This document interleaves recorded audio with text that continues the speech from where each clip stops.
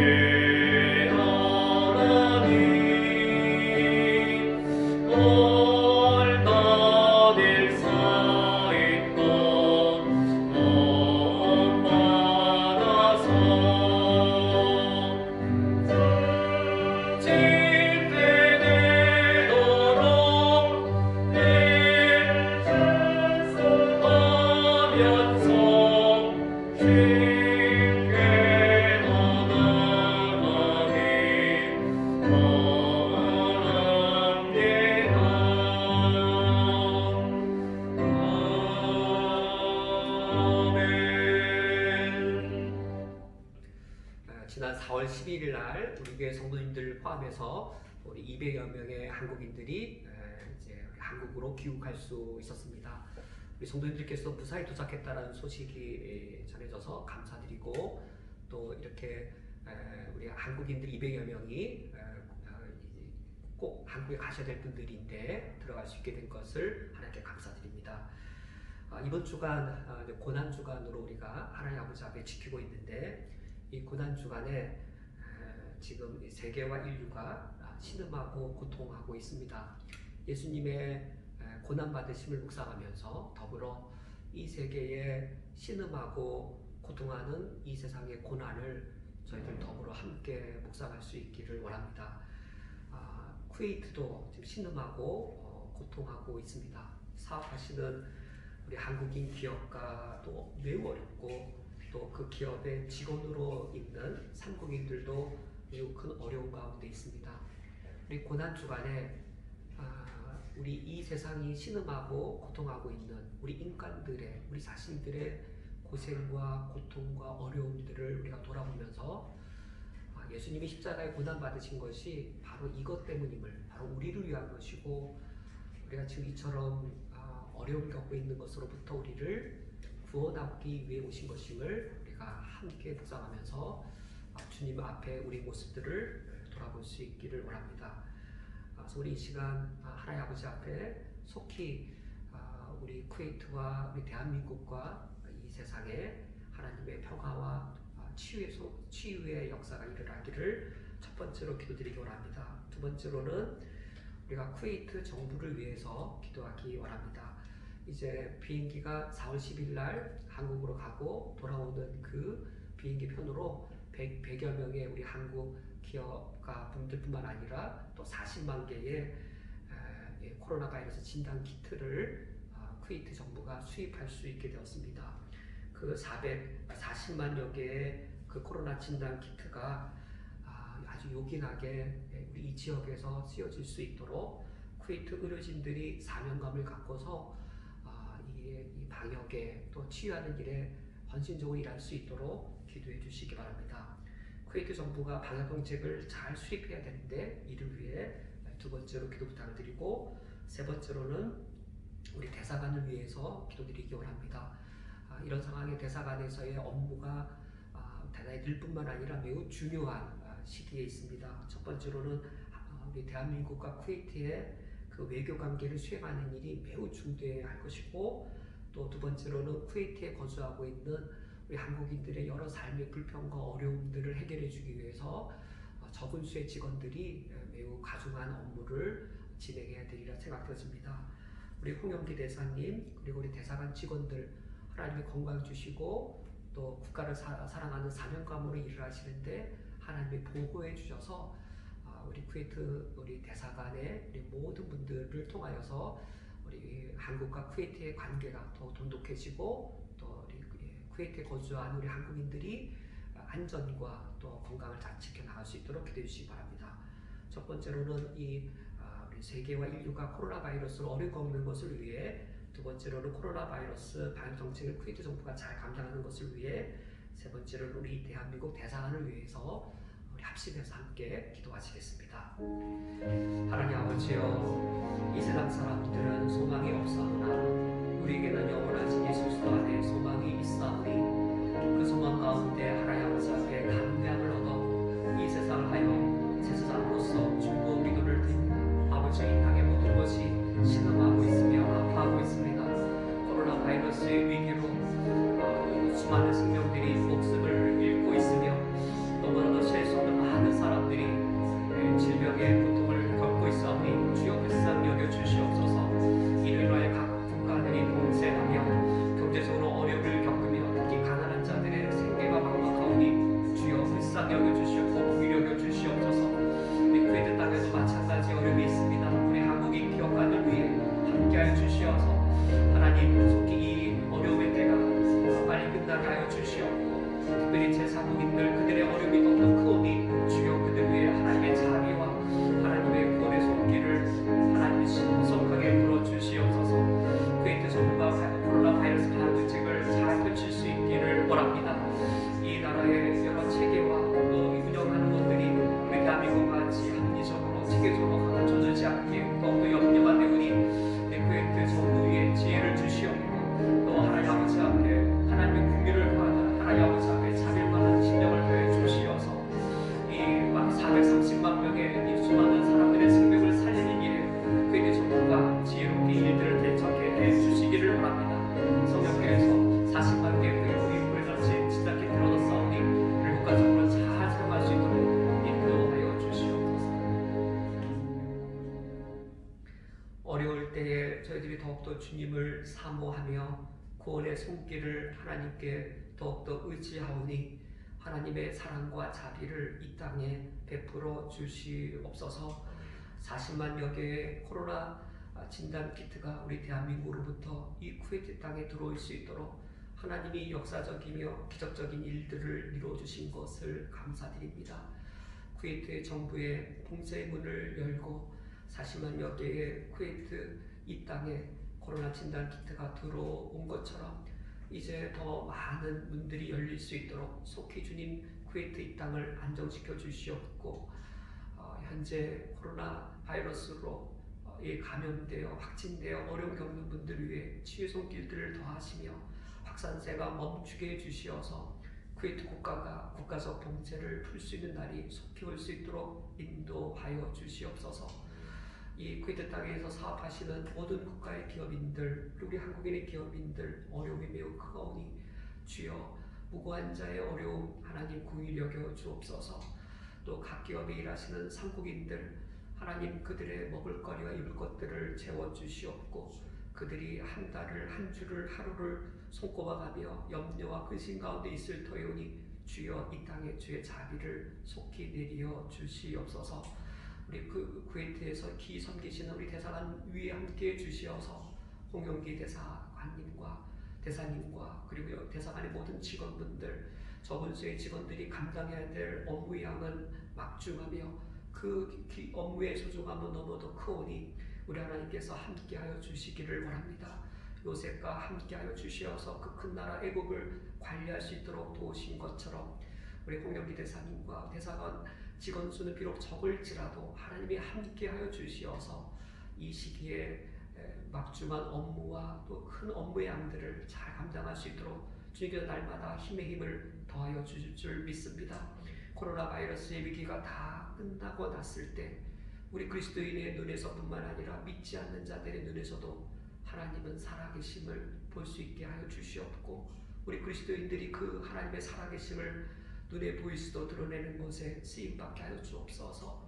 교회의 이름으로 복음의 이름으로가 아닐지라도 그리스도인 한 사람이 서 있는 곳곳에서 때로는 정치인의 이름으로 때로는 기업인의 이름으로 때로는 직장의 직원의 이름으로 그리스도인의 그 바른 본분들을 감당함으로 코로나 바이러스의 위기가 다 끝났을 때 역시 영원한 하나님을 믿는 그리스도인들은 죽음을 두려워하지 아니하며 의로우신 하나님을 믿는 그리스도인들은 의의 편에 서며 자비와 긍휼이 많으신 하나님을 섬기는 그리스도인들은 역시나 믿지 않는 자들과 다른 사실이 드러나게 해주시어서 우리의 하나님이 얼마나 사랑과 자비가 많으신 하나님이신지 코로나 바이러스의 위기 속에서도 하나님의 사랑과 하나님의 자비가 얼마나 풍성한지 더욱더 드러날 수 있기를 사모합니다. 예수 그리스도의 이름으로 기도합니다. 아멘. 오늘 말씀은 로마서 1장의 말씀입니다. 로마서 1장 21절에서 32절까지의 말씀입니다. 제가 오늘 성경 말씀을 제가 봉독해 드리겠습니다.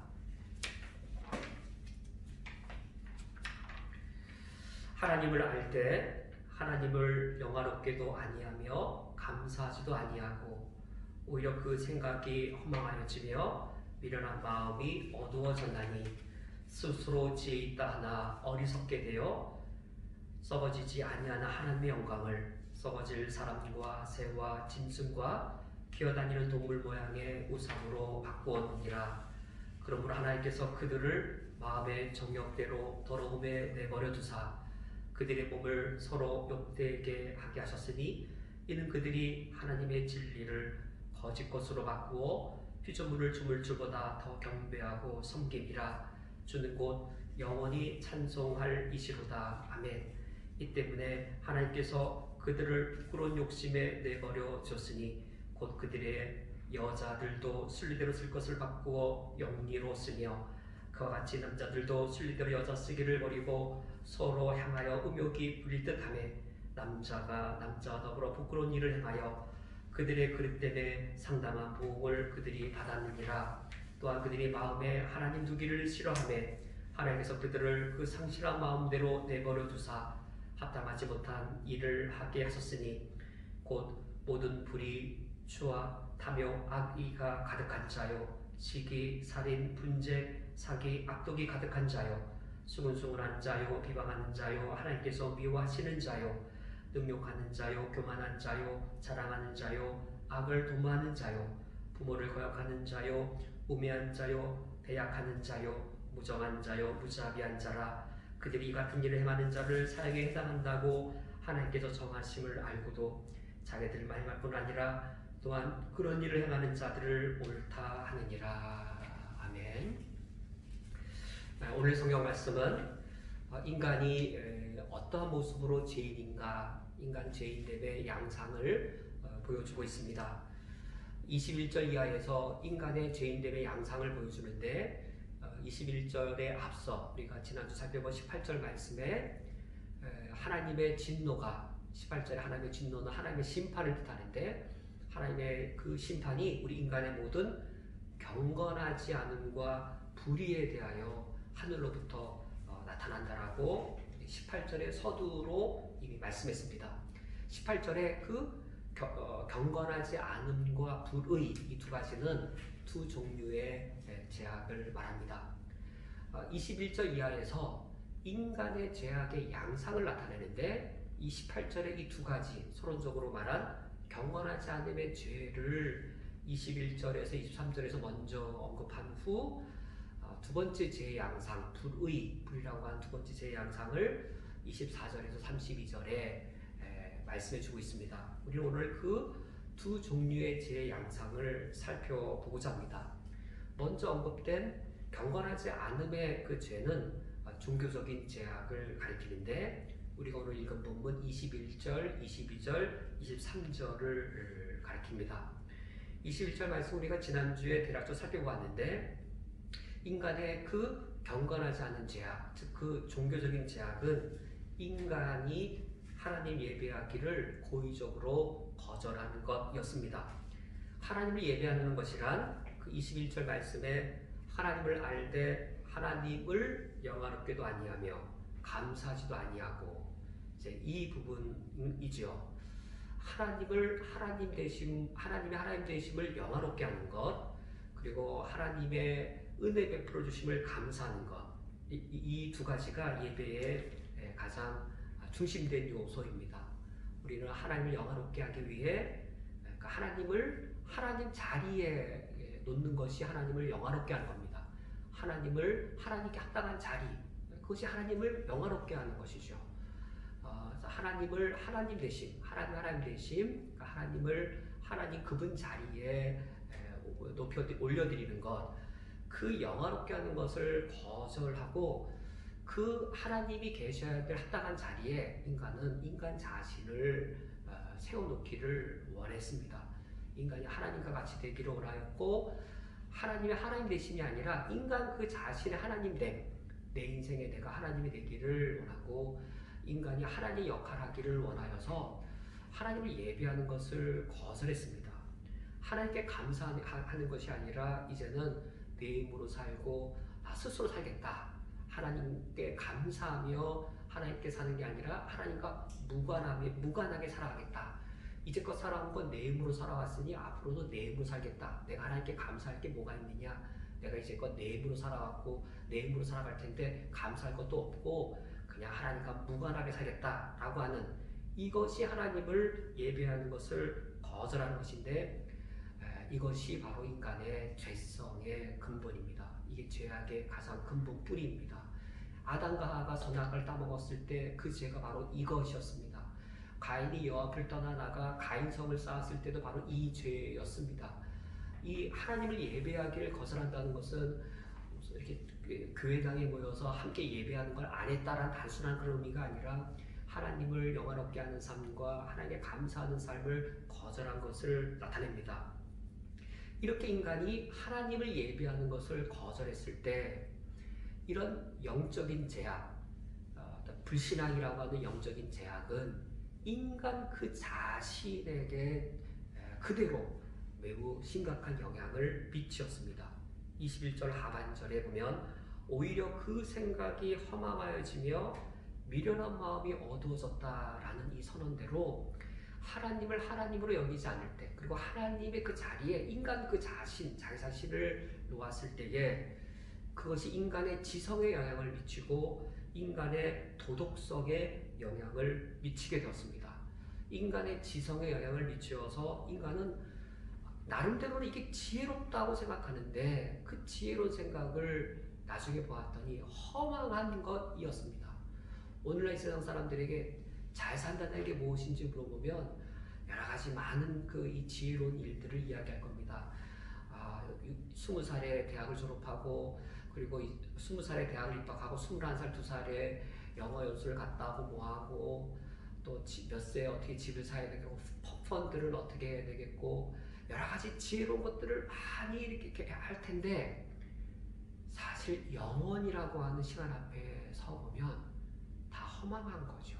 실제로 그게 잘 사는 길이 아닌데 나름대로 앞서간 사람들, 지혜로운 사람들, 이 지식인들 그분들이 자기 인생을 도모하는 것들을 보고 또 거기에 열심하게 아주 현실적으로 사는 모습을 볼 때에 야, 저 사람 정말 세련되게 살고 지적이고 주식 투자에 전문 지식을 갖고 있고 멋져 보이지만 궁극적으로 영원한 시간이라는 관점 놓고 볼 때에 허망한 생각인 경우들이 많습니다.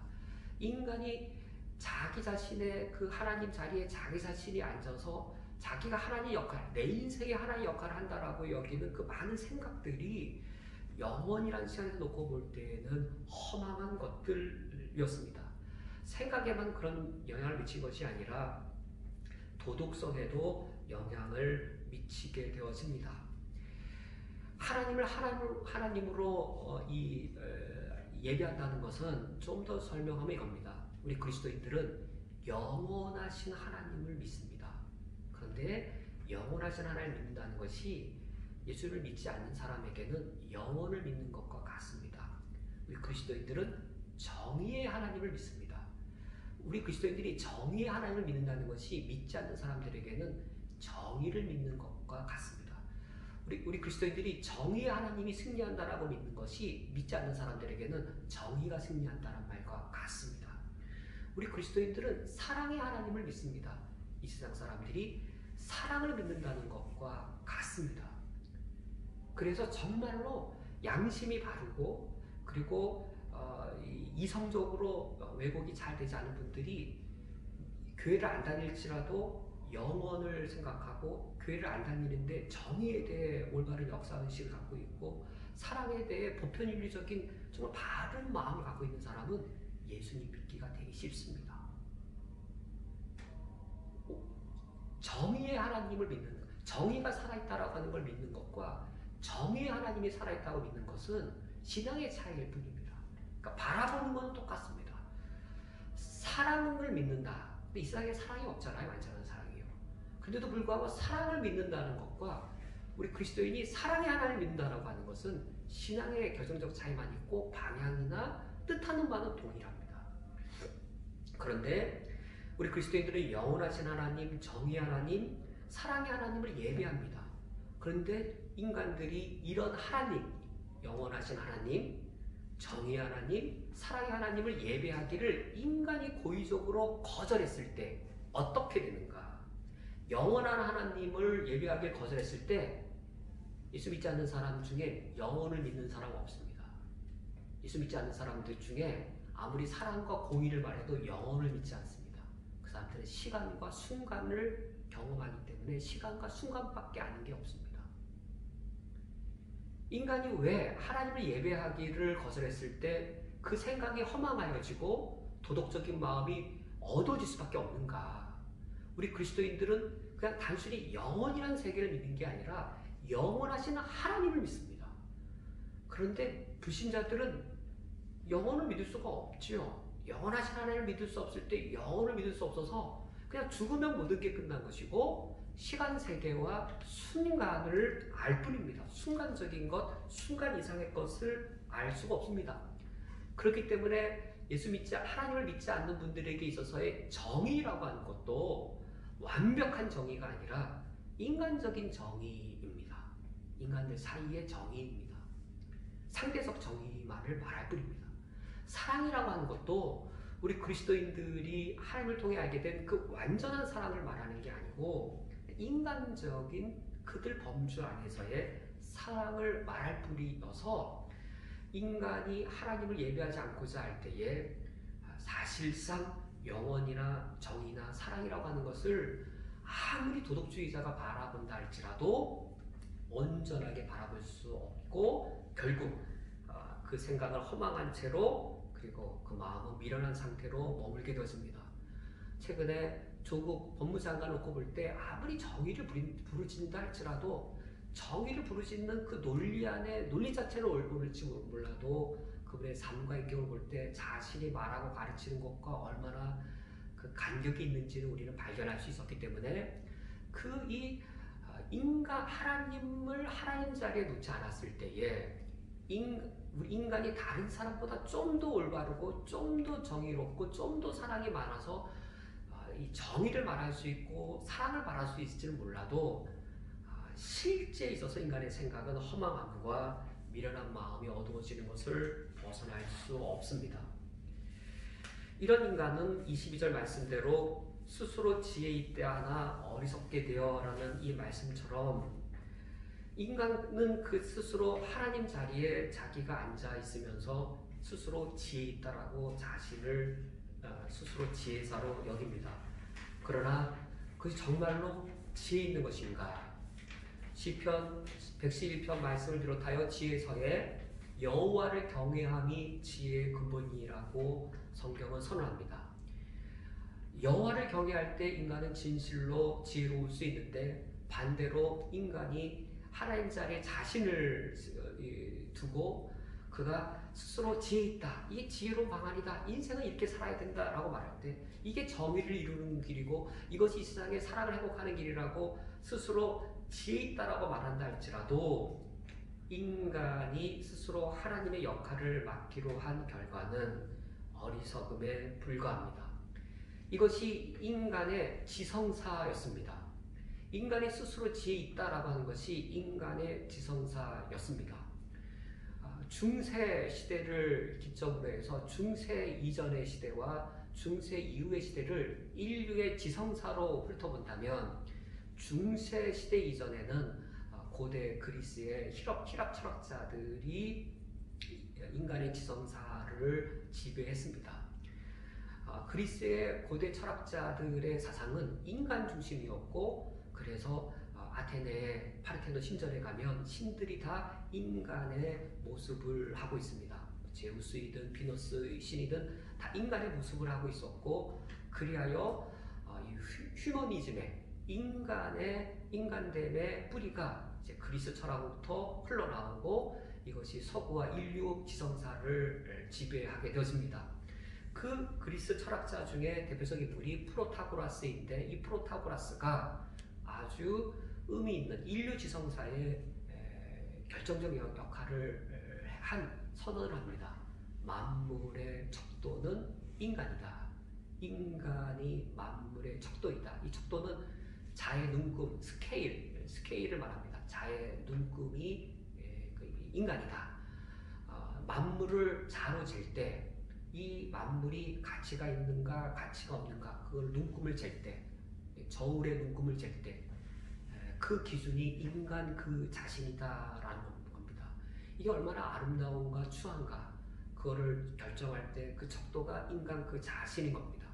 이것이 죄냐 이것이 선이냐 그것을 판단할 때 만물의 척도는 인간인데 우리 그리스도인들은 선악의 척도가 누구이고 아름다움과 또는 이 좋고 나쁜 것의 그 정도의 그걸 측정하는 척도를 누구라고 여기는지요. 우리 그리스도인들은 하나님이 만물의 척도입니다. 하나님이 만물의 척도가 되어서 하나님을 기준으로 하여 우리가 모든 세계를 판단하는데 그런데 그리스의 고대 그리스의 철학이 휴머니즘의 뿌리로서 인간을 하나님 자리에 올려놓았습니다. 그것이 중세 시대 때 깨어지게 되었습니다. 하나님이 최고의 자리에 오르게 되어서 음악도 다 종교 음악으로 미술도 다 종교 미술로 건축도 다 성당 건축으로 모든 학문의 신학이 위에 있어서 하나님이 만물의 척도인 것으로 여겨지게 되었습니다. 그러나 그것은 영유기원론으로 근거한 것이어서 오히려 인류 지성사, 인류 문화사에 해로움도 많이 끼치게 되었습니다. 이것을 깨트린 것이 중세 이후에 르네상스와 그리고 산업혁명이었습니다. 르네상스가 회복한 것이 무엇이었냐면 피타고라스의 인간이 만물의 척도라고 하는 것을 하나님이 만물의 척도였던 중세 천년을 깨트린 것은 피타고라스의 하나님이 신이 만물의 척도가 아니라 인간이 만물의 척도다라고 하는 다시 한번 그 인간을 하나님 자리에 올려놓은 것이 르네상스와 인문주의, 휴머니즘이었습니다. 근대 이후에 우리 인류의 지성사와 그리고 인간의 문명사를 우리가 잘 알고 있습니다. 이제는 하나님의 전능하심의 자리를 과학기술이 차지하고 있습니다. 하나님의 전지하심을 인간의 학문이 차지하고 있습니다. 테크노피아라는 표현들이 우리에게 그다지 낯설지 않은 것처럼 인간이 인간의 힘으로 자연과학을 발달시킨다면, 학문을 발전시킬 수 있다면 이 땅에 유토피아를 건설할 수 있다라고 인간이 인간을 믿는 시대로 바뀌었습니다. 지금이 여전히 그러한 시대입니다. 스스로 지혜 있다나 어리석게 되어라고 하는 이 22절의 말씀은 고대의 한 시대에만 표현된 말이 아니라 아담 이후에 인류의 전체의 지성과 삶을 대변하는 말입니다. 인간이 그 자신을 하나님의 자리에 올려놓고 인간이 스스로 지혜롭다고 하여서 자연 질서를 파괴하고 댐을 만들고 유전공학을 통해서 생물계의 것들을 교란시키고 이런 모든 것들, 그것들이 인간이 인간 사회를 더 유토피아로 만드는 것과 같지만 사실 그 모든 것들이 다 합하여져서 오히려 기후변화를 가져오고 남극과 북극을 온난화로 만들어 오고 화석연료가 인간을 잘 살게 하는 것 같지만 실제로는 인간을, 이 지구 자체를 파괴하는 것이 되어서 스스로 지혜 있다지만 그 결과를 놓고 보았을 때에 인간의 지혜는 오히려 어리석은 것으로 드러나게 되었습니다. 인간의 어리석음의 가장 극치는 23절의 말씀처럼 썩어지지 아니하는 하나님의 영광을 썩어질 사람과 새와 짐승과 기어다니는 동물 모양의 우상으로 바꾸는 우상 숭배로 인간의 어리석음이 가장 극명하게 드러나게 되었습니다. 인간이 하나님을 예배하지 않기로 결심한 가장 큰 목적은 인간이 자기 자신을 예배하기 위한 것이었습니다. 인간이 자기 자신을 예배하기 위해 하나님을 예배하지 않았다면 그러면 그 선택이 어떠한가? 인간이 하나님을 영화롭게 하는 것을 거절하고 인간 그 자신을 영화롭게 하기 위해 하나님을 거절한 것이었습니다. 정말로 인간이 하나님을 영화롭게 하는 것 대신에 인간 그 자신을 더욱 영화롭게 했는가? 인간이 하나님을 섬기기를 거절한 것은 자유였습니다. 왜 내가 하나님 마음대로 살아야 돼? 왜 내 생명을 하나님이 주관을 해? 내 인생은 내 것인데 라고 하여서 인간이 하나님을 예배하기를 거절할 때 목적은 자신에게 자유를 얻기 위한 것이었습니다. 정말로 그러한가 한 것입니다. 23절 말씀대로 인간이 영원하신 하나님을 예배하지 않기로 결심한 후 가서 그가 예배하는 대상을 보니 그것은 바로 인간 그 자기 자신을 예배하는데, 그것은 썩어지지 아니할 하나님의 영광을 이 물질의 형태로 그리고 이 피조물의 형태로 허망하게 만들어서 그것을 섬기는 것이었습니다. 이것은 너무나도 당연한 귀결이었습니다. 인간이 자기를 예배하며 살기를 원합니다. 인간이 내가 내 인생의 하나님이 되어서 내 인생을 영화롭게 하고 이 땅 살아가는 동안 내 이름 한번 내보자. 윤상원이라는 이름 한번 알려보자. 내 이름 사람들이 많이 알아주더라. 많은 사람들이 내 이름의 영광을 드러내고 자기 이름이 널리 알려지면 야, 성공한 사람, 정말 성공한 사람이다. 그렇게 자기의 이름이 예배받기를 원하는 삶을 사는데, 그렇게 살려고 하니 원함은 있지만 돈이 없는 겁니다. 내가 살아갈 돈이 없는 겁니다. 그래서 내 생명을 채우려고 하니 돈을 많이 벌어야 됩니다. 뿐만 아니라 안정적인 직장이 있어야 그런 걸 할 수 있는 겁니다. 안정적인 직장뿐만 아니라 나에게는 힘과 또 이 권위가 필요한데, 그러려면 높은 지위를 얻어야 됩니다. 그래서 내가 내 존재가 하나님처럼 되려면 이런 것들을 다 갖추어야 하나님 역할을 할 수 있어서 돈을 벌려 하고 안정적 직장을 가지려 하고 높은 지위에 올라가서 명성과 권력을 가지고 살려고 하다 보니 결국은 노예가 되어져 버렸습니다. 돈의 노예가 되어져 있고 명예를 추구하는 것에 노예가 되어져 있고, 남들이 보기에는 그 정도면 괜찮다고 말하는데 나는 여전히 목이 마르고 더 벌어야 되고 내 이름을 드러내야 되는데 그 정도 여봐야 먹고 사는 것밖에 해결이 안 되고 정말 내가 사람들에게 예배받고 내 이름이 추앙받기 위해 살려고 목표를 세우려고 할 때 여전히 부족해서 그걸 추구하다 살다 보니 내가 하나님처럼 자유롭고 하나님처럼 이 영광 속에 살아가는 것이 아니라 오히려 내가 따라가는 것에 노예가 되어져 있었습니다. 이것이 바로 인간의 어리석음의 가장 극명한 것이었습니다. 이러한 인간에 대해 하나님은 어떻게 하시는가?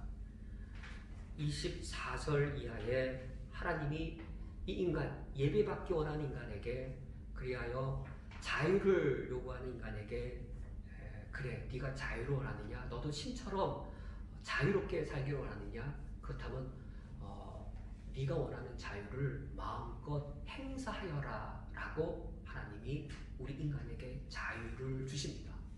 자유를 요구한 인간에게 하나님이 그 인간에게 자유를 허락해 주십니다. 24절에 그러므로 하나님께서 내버려 두사, 이것이 인간에게 자유를 주신 것이었습니다. 26절에 이 때문에 하나님께서 내버려 두사, 26절에도 하나님 인간에게 자유를 허용하십니다. 28절 하반절에도 그 상실한 마음대로 내버려 두사, 하나님이 인간에게 자유를 허용하셨습니다. 인간이 하나님처럼 살고 싶다라고 하는 것과 자유, 이 같은 말입니다. 하나님만 자유롭습니다. 이 세상의 절대 자유는 하나님에게만 있습니다. 인간은 자유가 절대적으로 있지 않습니다. 인간의 자유는 한정된 범위 안에서의 자유입니다. 우리는 절대 완전한 자유를 누릴 수 없습니다. 한정된 범위 안에서만 우리는 자유로울 수 있습니다. 우리 인간의 귀가 모든 소리를 다 들을 수 있지 않습니다. 가청 영역이 있는 것이죠. 주파수 중에 가청 주파수 영역의 소리만 들을 수 있듯이 그걸 벗어나면 들을 수 없는 것처럼 인간이 모든 빛을 다 볼 수 있는 것이 아니라 볼 수 있는 것이 정해져 있는 것처럼, 이처럼 능력이 한계인 인간은 자유도 한계여야 합니다. 능력만큼 이 자유가 주어져야 자유롭습니다. 나는 능력이 없는데 내 능력을 할 수 없는 일까지 자유로 주면 인간은 두렵고 너무 무섭습니다. 초등학교 5학년 아이에게 초등학교 교장선생님 되라고 맡기면 자유롭지 못하고 너무 무서운 것이죠. 능력만큼 자유를 줘야 됩니다. 우리가 자녀를 기를 때 그 아이의 3살, 10살, 청소년, 청년, 우리 자녀의 나이와 능력에 맞게끔 자유를 줄 때 자녀가 자유로운 것처럼, 능력을 벗어난 자유는 그 자유가 아니고 오히려 그 일로 인해 어려움들을 겪게 되는 것이죠. 인간의 자유는 참 완전한 자유가 아닙니다. 하나님의 자유가 아닙니다. 인간이 내가 하나님처럼 되겠다라고 하는 것의 아주 핵심이 바로 자유입니다. 자유를 쟁취하고 싶어 합니다. 탕자가 아버지의 그 밑에서 자유를 상실하고 살아가는 건 너무 힘들어해서 아버지의 간섭이 없는 먼 땅에 가서 자유롭게 살고자 했던 것처럼, 인간이 하나님을 예배하는 것 대신에 내가 하나님처럼 되고 싶다라고 하는 것에 같은 표현이 인간이 신에게 자유를 요구하는 것이었습니다. 자유를 요구하는 그 인간에게 하나님이 자유를 주셨습니다. 자유롭게 살아라. 24절 말씀대로 그러므로 하나님께서 그들을 마음의 정욕대로 더러움에 내버려 두사, 인간이 원하는 것에 하나님은 너의 자유 선택대로 해라라고 맡기셨습니다. 이때 인간이 그가 얻은 자유를 가지고 행한 것은 24절 하반절대로 그들의 몸을 서로 욕되게 하는 것이었습니다. 인간의 죄인됨은 자신이 얻은 자유 속에 더 극명하게 드러났습니다.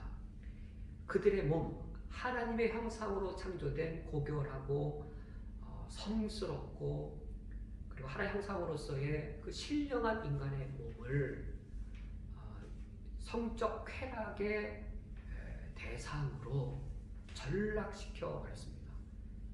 인간에게 막상 자유를 주었을 때 인간은 그 자유를 가지고 신의 거룩, 신의 정의, 신의 아름다움, 이런 완전한 사랑과 정의를 추구한 게 아니고, 힘 있는 사람은 웬만한 죄를 져도 빠져나가잖아요. 웬만한 부정을 저질러도 피해 나가잖아요. 그 인간 세계의 정의이잖아요. 그러니 인간이 자유를 갖고 있을 때 이와 같이 자신의 몸을 더 더럽히는 것으로 쓰게 되었습니다. 그래서 하나님이 26절에 인간에게 또다시 자유를 주셨더니 인간이 하는 것은 부끄러운 욕심을 마음껏 행하는 것이었습니다. 26절에서 순리대로 쓸 것, 그거를 여자가 영리로 쓰고 27절에서 남자들도 순리대로 쓸 것을 버린 것은 동성애를 가리키게 되었습니다. 인간의 죄악됨이 특별히 성과 관련되어져서 드러나게 됩니다. 하나님 첫 번째로 내버려 두신 것은 성에 두신 하나님의 본래 의도, 가정과 결혼과 관련되어진 성의 순결성. 인간은 그게 재미가 없는 것이죠. 하나님의 본래 의도한 성은 재미가 없고 쾌락의 대상이 아니니까 그것을 어겼다면 이 두 번째 동성애는 더 한결 더 심각한 범죄여서 하나님의 성의 창조 질서 자체를 깨뜨리고 파괴하는 것으로 인간이 자기 자유를 사용했습니다. 그래서 하나님이 28절에 인간을 더 자유롭게 내버려 둘 수밖에 없었는데 그 이유는 인간이 그들 마음속에 하나님 두기를 싫어한 것이었습니다. 하나님이 내 마음속에 있으면 불편하고 하나님이 계실 때 그것은 견딜 수 없는 것이었습니다. 인간의 마음은 상실한 마음이란 뒤틀려서 부패한 마음을 가리키는데 인간의 마음은 부패된 상태여서 거기에 하나님이 계실 때 인간은 견딜 수가 없었습니다. 하나님을 내쫓기를 원했던 것이죠.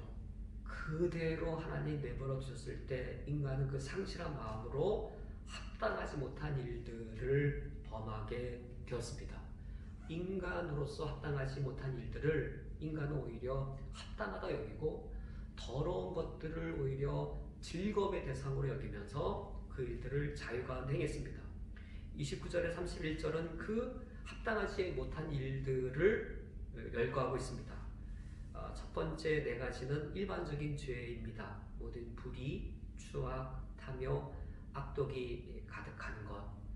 그리고 두 번째는 손상된 인간관계들입니다. 시기, 살인, 분쟁, 사기, 악독이 가득한 자. 손상된 인간관계 5가지입니다.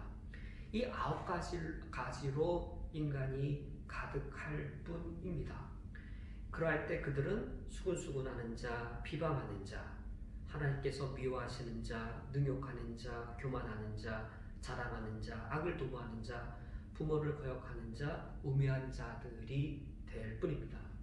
마지막 4가지의 배역하는 자, 마지막 4가지 우매한 자, 배역하는 자, 무정한 자, 무자비한 자는 맨 끝에 무정한 자, 무자비한 자, 이게 없을 무자가 2번 나와 있는데 사실 헬라어로는 그 우매한 자, 배역한 자, 무정한 자, 무자비한 자가 같이 이렇게 접두어, 부정어를 말하는 접두어 같은 식의 말이어서 우매한 자는 머리가 없는 자, 배역한 자는 신뢰가 없는 자, 무정한 자는 감정이 없는 자, 무자비한 자는 자비가 없는 자로 인간이 하나님을 떠날 때 하나님 자리에 오르고자 했지만 오히려 하나님 형상의 인간이 이와 같이 파괴된 것으로 끝난 것을 보여줍니다. 마지막 32절 말씀은 인간이 자유를 원하고 스스로 하나님처럼 되고자 했을 때 인간이 어떻게 더 죄가 양적으로 확산되어지고 질적으로는 더 심화되어지는지 그 사실을 보여주므로 말씀을 맺고 있습니다. 32절에 그들이 이 같은 일을 행하는 자는 사형에 당한다고 하나님께 정하심을 알고도 이 사실을 모르는 것이 아니라 모든 사람들이 사실을 알고 있습니다. 자기들만 행할 뿐만 아니라 또한 그런 일을 행하는 자들을 옳다 하느니라. 몰라서 행하는 것이 아니라 이것이 이 사형에 해당한다라는 사실을 그들이 알면서도 자기가 행하는, 양적으로만 느는 게 아니라 어떻게 질조가 있느냐면 그런 일 행하는 자를 옳다라고 서로 죄악을 묻어주고 죄악을 두둔하면서 옳다, 죄를 의로 둔갑시키고 있습니다. 엠번방 그 방에 그 많은 사람들이 가담할 때에 왜 양심이 더 무뎌졌을까요? 서로가 서로를 옳다고 여겨주기 때문인 것이죠. 사회 많은 죄가 행해지는데도 스스럼 없이 행하는 이유는 서로가 그 죄를 옳다라고 말하기 때문입니다. 관습이라는 이름으로, 전례라는 이름으로. 그래서 죄가 행해지면서도 죄인이 그 죄를 그거 옳아, 괜찮아 해도 돼 라고 자기만 행할 뿐만 아니라 그 일을 행할 다른 사람도 옳다 함으로 그 죄를 서로 묵인해주고 있습니다. 그래야 결국 하나님 인간에게 죄의 자유를 주었을 때 이와 같이 죄가 양쪽으로 질적으로 더 커지게 되었습니다. 오늘 말씀을 맺도록 하겠습니다. 오늘 본문은 인간의 죄의 양상을 보여주고 있습니다. 하나님께 대한 인간이 어떤 종교적인 제약을 저지르는지, 그리고 인간 사이에 어떤 윤리적 도덕적 제약이 있는지 제 양상을 보여줍니다.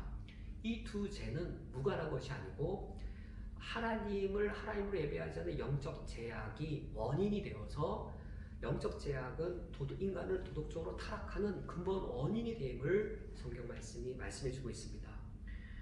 그러므로 예수께서 우리를 구원하셔서 하나님을 예배케 한다면 자연스럽게 무엇도 회복되어질까요? 인간이 하나님을 영화롭게 하며 하나님께 감사하는 인간으로 회복되어진다면 자연스럽게 회복되어지는 것, 그것은 인간의 도덕성과 윤리의 회복입니다. 정말로 구원받았다면, 정말로 정의의 하나님을 믿는다면 정의에 대한 감각이 살아날 수밖에 없습니다. 자비 하나님을 정말로 믿는다면, 자비 하나님을 예배한다면 인간 사이에 무자비한 게 아니라 자비로울 수밖에 없는 겁니다. 하나님을 믿는 영적인 구원은 영적인 것으로 멈추는 게 아니라 영적 제약이 도덕적 제약의 원인이 되었기 때문에 예수께서 우리를 구원하시면 그 구원은 반드시 하나님을 예배케 할 때 이웃을 향하여 우리가 도덕적으로 윤리적으로 이웃되어지는 것으로 귀결되어집니다. 고난주간에 예수 그리스도의 고난의 의미가 바로 이러한 구원을 위한 것임을 묵상하시고 기억하시면서 하나님의 이 구원이 속히 신음하고 있는 온 세상과 인류에 임하기를 기원할 수 있기 원합니다.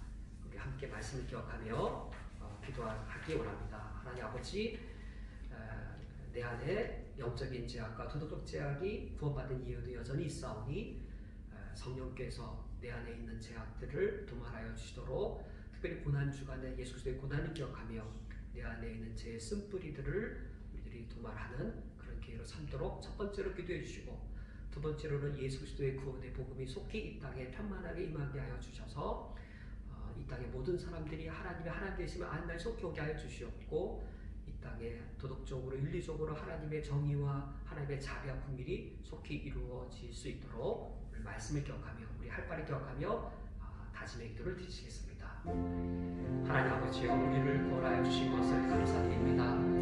로마서 1장에 나타난 그 죄인의 모습이 바로 나의 모습이며 우리들의 모습이며 인류가 하나님 아버지 앞에 저지르고 있는 지금의 모습들이오니 불쌍히 여겨 주시옵소서. 우리가 하나님을 예배하기를 거절할 때 인간이 얼마나 도덕적으로 추악해지는지를 말씀을 통하여 분별하게 되었습니다. 주여, 그러나 인간이 참되게 행복되는 길은 예수 그리스도를 믿으며 하나님을 예배하는 길밖에 없사오니 아버지여, 예수 그리스도의 복음을 통하여 이와 같이 인류와 이 세상을 구원하여 주시옵고 변화시켜 주시옵소서. 그 복음에 저희들이 도구로 쓰여지게 하여 주시옵고 들어지는 자로 살아가게 하여 주시옵소서.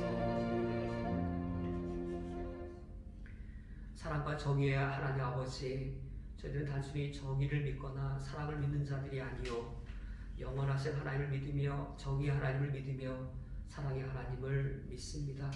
예수 그리스도를 통하여 그런 하나님을 믿게 하셨고 성령 하나님을 통하여 그런 하나님을 섬기게 하여 싸우니 먼저 믿은 저희들이 이 땅에 복음의 빚진 자로 살아가게 하여 주시옵소서.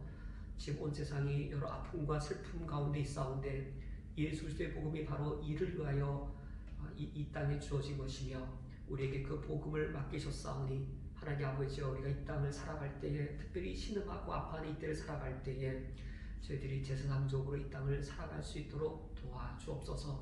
이 땅의 아픔을 품으며 예수 그리스도의 복음으로 이 땅에서 제사장적 사명을 감당하며 하나님이 우리에게 맡기신 화평과 위로의 사역을 감당하는 자로 하나님의 쓰임을 누린 자들이 되게 하여 주옵소서. 예수 그리스도의 이름으로 기도합니다. 아멘.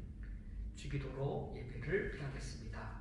하늘에 계신 우리 아버지여, 이름이 거룩히 여김을 받으시오며 나라가 임하시오며 뜻이 하늘에서 이루어진 것 같이 땅에서도 이루어지이다. 오늘 우리에게로만 양식을 주시옵고 우리가 우리에게 죄 지은 자를 사하여 준 것 같이 우리 죄를 사하여 주시옵고 우리를 시험에 들게 하지 마시옵고 다만 악에서 구하시옵소서. 나라와 권세와 영광이 아버지께 영원히 있사옵나이다. 아멘.